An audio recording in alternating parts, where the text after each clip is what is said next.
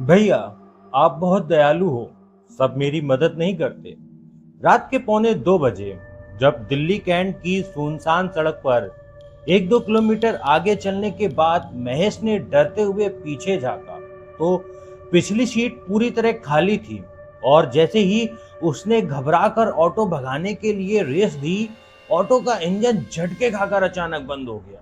और ठीक उसी पल ऑटो की छत पर किसी के आकर बैठने से छत थोड़ी नीचे दब गई और ऊपर लगे कपड़े को लंबे नाखूनों से खुरचने की आवाज आने लगी।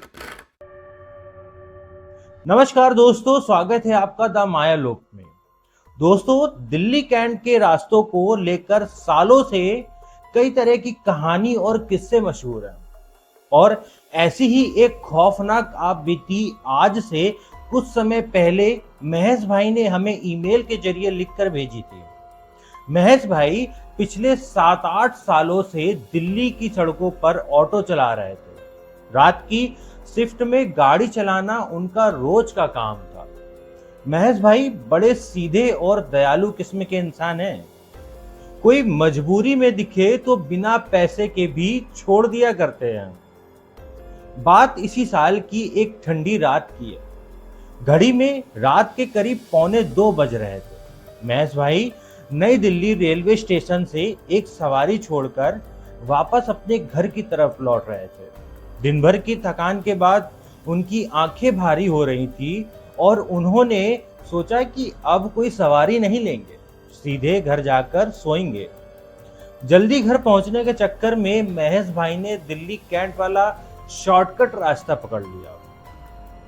जैसे ही उनका ऑटो कैंट वाले इलाके में दाखिल हुआ, मेन रोड का शोर शराबा पीछे छूट चुका था। सड़क पर हल्की हल्की धुंध छाई हुई थी और दूर दूर तक कोई दूसरी गाड़ी रोशनी नजर नहीं आ रही थी। बस ऑटो के इंजन की आवाज उस सन्नाटे को चीर रही थी। तभी एक शांत मोड़ के पास पेड़ की घनी छांव के नीचे महेश भाई को एक आकृति खड़ी दिखाई दी। महेश भाई ने ऑटो की हेडलाइट की रोशनी पे देखा। सड़क के किनारे एक लड़की अकेली खड़ी थी। उसने हल्के रंग का सूट पहना हुआ था। वह सड़क पर आगे बढ़कर ऑटो को रुकने के लिए हाथ हिला रही थी। महेश भाई के दिमाग में पहला ख्याल आया, इतनी रात को इस सन्नाटे में ये लड़की अकेली क्या कर रही है। पहले तो उन्होंने सोचा कि ऑटो नहीं रोकते हैं, चुपचाप निकल जाते हैं। लेकिन जैसे ही ऑटो उस लड़की के बगल से गुजरा, महेश भाई ने ध्यान से देखा। उसकी आंखों में एक अजीब सी बेबसी थी। महेश भाई का दिल पसीज गया।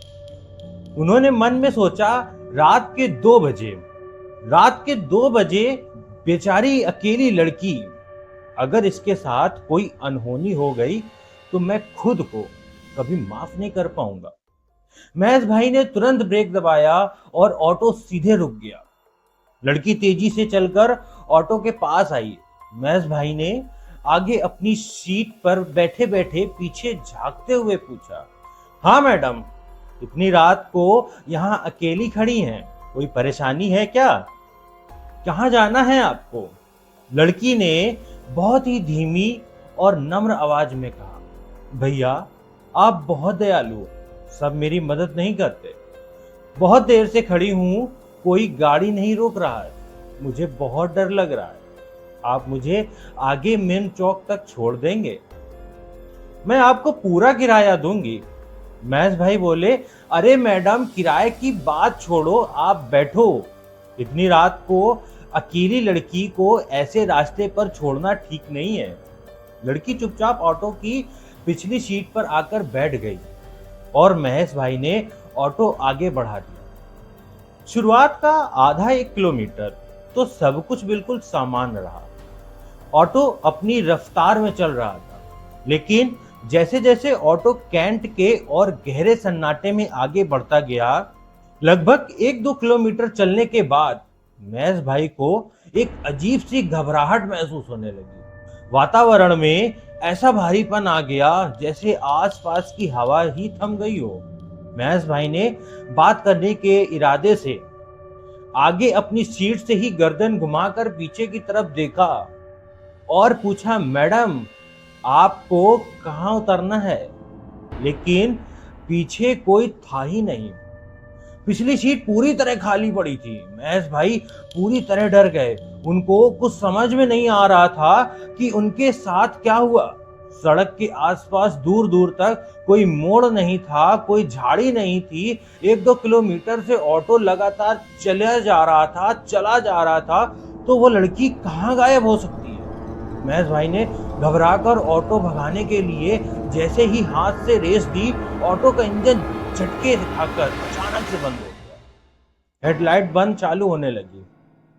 पूरे रास्ते पर सिर्फ सन्नाटा था और तभी ऑटो की छत पर किसी के आकर बैठने से छत थोड़ी नीचे दब गई। महेश भाई का शरीर डर के मारे सुन्न पड़ गया और ठीक उसी पल ऊपर लगे कपड़े को लंबे नाखूनों से खुरचने की आवाज आने लगी। साथ ही उस बंद ऑटो के अंदर से ठीक महेश भाई के पीछे से किसी के धीरे हंसने की आवाज आने लगी। महेश भाई की चीख निकल गई। उन्होंने अपनी आंखें कसकर बंद कर ली, हैंडल को हाथ से कसकर जकड़ लिया और रोते हुए चिल्लाने लगे, जय हनुमान ज्ञान गुण सागर, रक्षा करो प्रभु, रक्षा करो।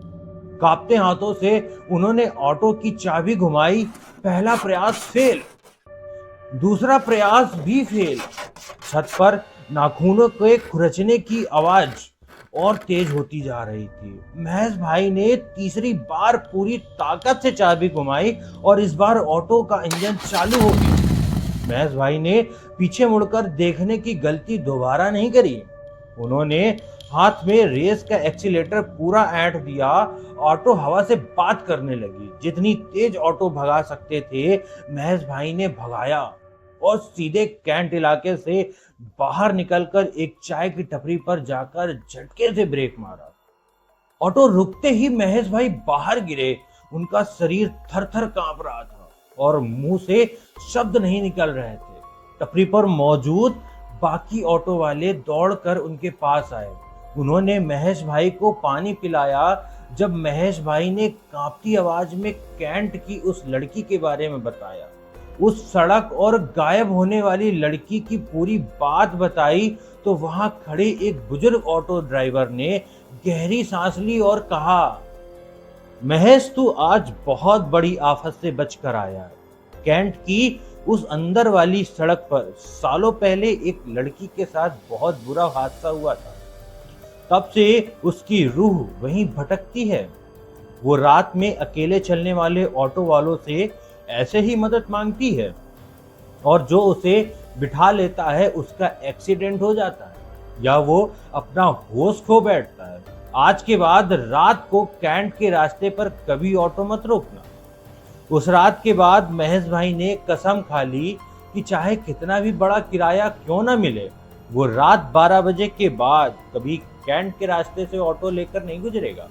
तो दोस्तों, द मायालोक पर महेश भाई की भेजी हुई यह आप बीती आपको कैसी लगी? क्या आपके साथ भी कभी रात में सफर करते हुए ऐसा कोई अजीब या डरावना अनुभव हुआ है? तो आप हमें अपनी कहानी ईमेल पर लिखकर भेज सकते हैं। हमारा ईमेल आईडी आपको नीचे डिस्क्रिप्शन बॉक्स में मिल जाएगी। हम आपकी कहानी को आपके नाम के साथ द मायालोक पर जरूर सुनाएंगे। वीडियो को लाइक कीजिएगा, दोस्तों के साथ शेयर कीजिएगा और चैनल को सब्सक्राइब करना मत भूलिएगा। मिलता हूं आपसे अगली खौफनाक दास्तां में। तब तक के लिए सावधान रहिए, सुरक्षित रहिए। धन्यवाद।